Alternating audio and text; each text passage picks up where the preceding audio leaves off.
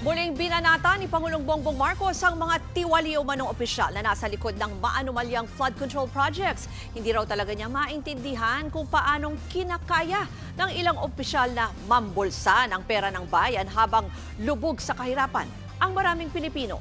Narito ang Express Report ni Maricel Halili. Kaliwat kanan na ang mga nakalatag na investigasyon sa nangyayaring mga katiwalian umano sa flood control projects mula sa Kamara, Senado, sa mga kawani ng Department of Public Works and Highways hanggang sa sariling pagbubusisi ng Department of Budget and Management. At ngayon, may niluluto ng Independent Commission si Pangulong Bongbong Marcos. Dito na raw magkakaalaman kung sino-sino ang pananagutin sa anomalya dahil ang mangunguna raw dyan mga hindi nakaupo sa pwesto. They're completely separate from government. They will have subpoena the authority powers. to investigate anything and anyone.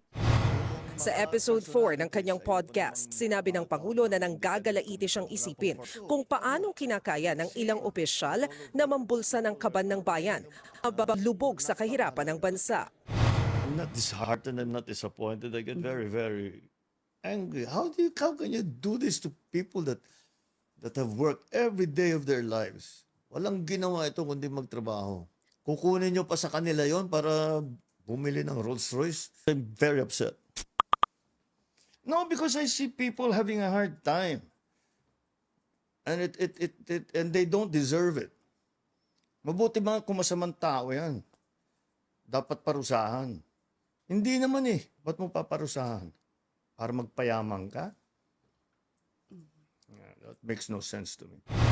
Sabi pa ni PBBM, kaya raw humantong sa ganitong kalalaang korupsyon sa gobyerno ay dahil sa pinabayaan na lang itong maging talamak. Ako, nasasyak ako, hindi ako makapaniwala na nandito na tayo na ganito na ang gobyerno. It became allowable. Okay lang. Yes. Hindi problema yan. Hindi krimen yan. Sige lang. Kaya muling giit ng Pangulo, wala siyang sasantuhin sa pagpapanagot ng mga tiwali sa kanyang administrasyon. They keep saying, how about if these are your friends? How about if these are your kaalyado?